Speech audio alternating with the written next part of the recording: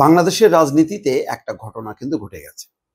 খেয়াল করেন, নরেন্দ্র মোদী বেগম খালেদা জিয়ার অসুস্থতা উপলক্ষে একটা বার্তা দিয়েছে। সেই বার্তায় তিনি গভীর উদ্বেগ প্রকাশ করেছেন, সহমর্মিতা প্রকাশ করেছেন এবং সব ধরনের সহযোগিতার আশ্বাস দিয়েছেন।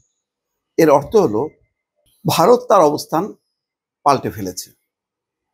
ভারত বুঝতে পারছে শেখ হাসিনা এবং আওয়ামী লীগের লাশ বহন করা তার জন্য খুব কষ্টকর হয়ে যাচ্ছে। এটা দিনকে দিন এত ভারী হচ্ছে যে একদিকে হাসিনার লাশ আর একদিকে আওয়ামী লীগের লাশ, এই দুই লাশ নিয়ে চলা তার পক্ষে আসলে সম্ভব না। ভারত কি বসে থাকবে শেখ হাসিনা এবং আওয়ামী লীগের জন্য? না। ভারত এত বোকার দেশ না এবং এত আদর্শবাদী কোনো দেশ না। ভারত অত্যন্ত কৌশলী দেশ।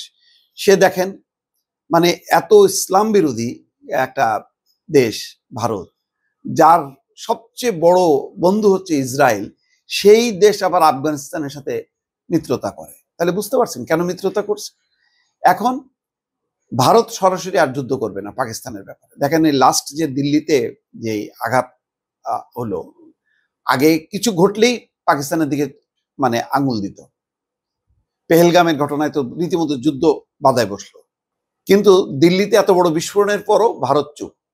এখন ভারত কৌশলে আফগানিস্তানকে হাত করে আফগানিস্তানের মাধ্যমে পাকিস্তানকে খোঁচাচ্ছে, আর পাকিস্তানও বোকার মতন সেই ফাঁদে পা দিছে। যাক, সেটা অন্য আলোচনা, ওই আলোচনা আরেকদিন করব।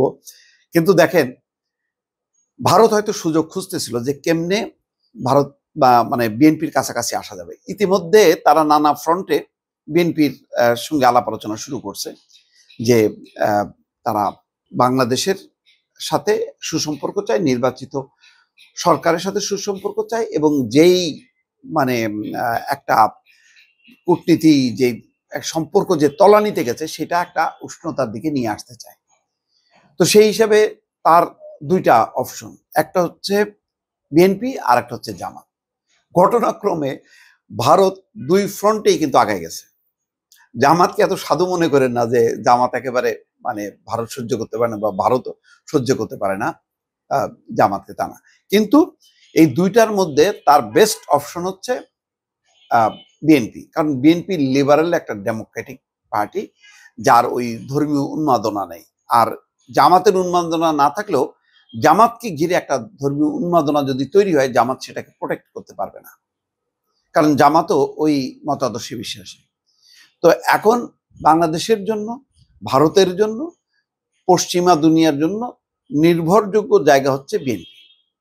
সেই বিএনপির সঙ্গে কিভাবে সম্পর্ক স্থাপন করা যায় সেটার একটা সুযোগ হয়ে গেল বেগম খালেদা জিয়ার এই অসুস্থতা। বেগম খালেদা জিয়ার এই অসুস্থতার সাথে সাথেই কিন্তু বাংলাদেশের চীনার দূতাবাস অ্যাক্টিভ হয়ে গেল, পাকিস্তানের দূতাবাস অ্যাক্টিভ হয়ে গেল এবং 5 জনের মেডিকেল টিম চলে আসলো গতকাল।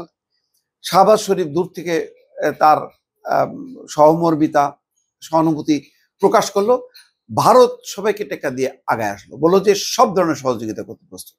চিন্তা করা যায় যে এই ভারত গত 15 বছর একটু যদি মুখ খুলতো, আওয়ামী লীগকে যদি বলতো যে না, বিএনপির সাথে এরকম করো না, বিএনপিকে সাথে নিয়ে নির্বাচনটা করো, পশ্চিমারা তো বারবার মাথা কুটলো। এমনকি মনে আছে, আমি ঠিক এই মুহূর্তের নামটা আমার মনে আসছে না, বাংলাদেশে নিযুক্ত মার্কিন রাষ্ট্রদূত ভারতকে রাজি করানোর জন্য ভারতে চলে গেল, ভারত তখন রেসপন্স করলো না। আমি বলছি 2014 নির্বাচনের সময়, মনে আছে, ওই সময় মার্কিন রাষ্ট্রদূত কিন্তু ইন্ডিয়াতেও চলে গেল, কিন্তু উল্টা কি করলো, সুজাতা সিং এসে এরশাদকে রাজি করালো যাতে এই ভোটারবিহীন নির্বাচনে যাতে জাতীয় পার্টি অংশ নেয়।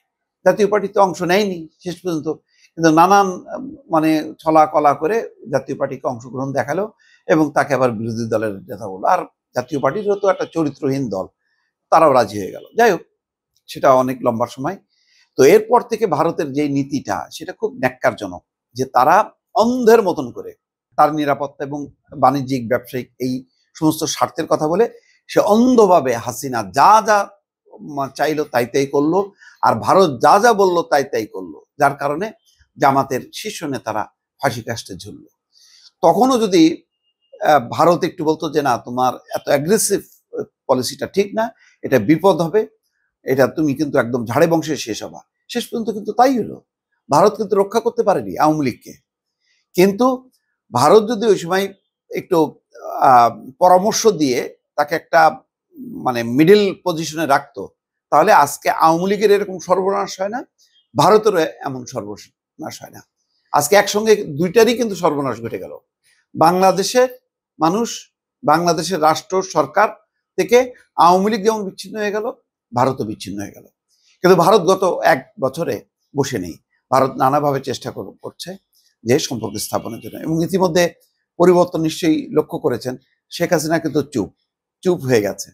আবার আসাদুজ্জামান কামালকে কিন্তু বাংলাদেশের হাতে তুলে দেওয়ার ব্যাপারে তাদের একটা নীতিগত অবস্থান স্পষ্ট। কিছু শর্ত, কিছু দেনা পাওনা এর হিসাব নিকাশ কিন্তু হয়ে গেছে। খলিলুর রহমান এমনি এমনি যায়নি। অজিত দোভালের সাথে আলোচনার তো হয়েছেই। কাতারের কথাটা অফিসিয়ালি স্বীকৃত না, কিন্তু কেউ কেউ বলছে দোহাতেও আলোচনা হয়েছে।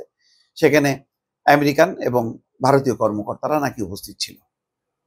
নাকি বললাম, কিন্তু আবার মনে করেন আমি গুজব ছড়াচ্ছি। মানে ধরেন আপনি রাজনীতির ভেতরের যা যা চলছে, কূটনীতি সব আপনি জানবেন না, কয়েকটা পয়েন্ট জানবেন, বাকিগুলো ওটার ভিত্তিতে আপনি বিশ্লেষণ করবেন এই কারণে যে আপনি কি মনে করেন হুট করেই নরেন্দ্র মোদী এত বিরূপ, মানে বিএনপির ব্যাপারে, বাংলাদেশের ব্যাপারে মানে এইরকম সহযোগিতার আশ্বাস দিল, এটা এমনি এমনি হলো? এটা একটা অগ্রগতি ঘটলো। কারণ নরেন্দ্র মোদী জানে যে নির্বাচন হলে পরবর্তী সরকার কারা হবে, ফলে তাদের সাথে সম্পর্ক স্থাপন করবে। এবং দেখেন বিএনপিও কিন্তু ভুল করেনি, বিএনপি কিন্তু ধন্যবাদ জানিয়েছে নরেন্দ্র মোদী যেই মানে সহমর্মিতা প্রকাশ করেছে, তার জন্য ধন্যবাদ জানিয়েছে। পাকিস্তান জানিয়েছে, ধন্যবাদ জানিয়েছে। চীনের প্রতি ধন্যবাদ জানিয়েছে। বিএনপি এখন অত্যন্ত ভারসাম্যমূলক একটা রাষ্ট্রকে রিপ্রেজেন্ট করতে পারে এমন একটা দল, সেই দলের ভূমিকায় কিন্তু চলে গেছে বিএনপি। বিএনপি ছাড়া এই মুহূর্তে বিকল্প নেই। এটা বাংলাদেশের মানুষ, গণতান্ত্রিক রাজনীতি এবং আন্তর্জাতিক বিশ্ব কিন্তু অনুভব করতে শুরু করেছে। সেই কারণে এখন ভারত মরিয়া বিএনপির সাথে সম্পর্ক স্থাপনের জন্য, তারই কিন্তু বহিঃপ্রকাশ ঘটল। ফলে এই বেগম খালেদা জিয়ার স্বাস্থ্য চিকিৎসা, তার সংকটাপন্ন অবস্থার একটা সুযোগে কিন্তু ভারতও ইন করলো বাংলাদেশে এবং বিএনপির ভেতরে।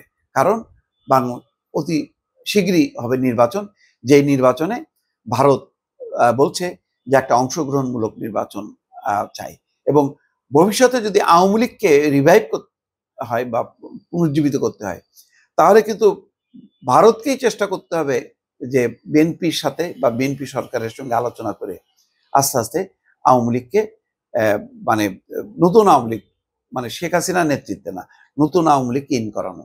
তাইলে ভারত একটু কমফোর্টেবল থাকবে যে ভারতের বন্ধু বিএনপিও হবে, ভারতের বন্ধু ওই নতুন যে নবগঠিত আওয়ামী লীগ সেটাও হবে। হয়তো সেরকম পরিকল্পনা নিয়ে এগোচ্ছে। রাজনীতির নেপথ্যে কিন্তু অনেক খেলাধুলা গত 1-2 সপ্তাহ ধরে চলছে।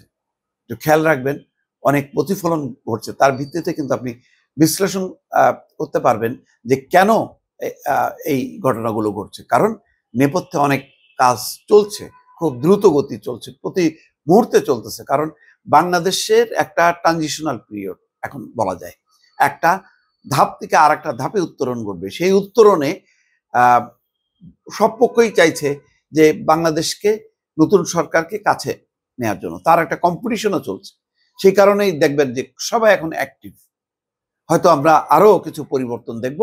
তবে ভারত যেমনটা পিছিয়ে গিয়েছিল, বেগম খালেদা জিয়ার প্রতি তাদের সহযোগিতা, সহমর্মিতা প্রকাশ করার মধ্যে দিয়ে কিন্তু তারা চলে আসছে। কিন্তু তাদের এই অবস্থাটা দুর্ভাগ্য যে তারা অনেক আগেই কিন্তু তারা এটা করতে পারতো, কিন্তু সেই ভুলের খেসারত দিয়ে এখন তারা দ্রুত তাদের অবস্থান পরিবর্তন করার চেষ্টা করছে। দর্শক।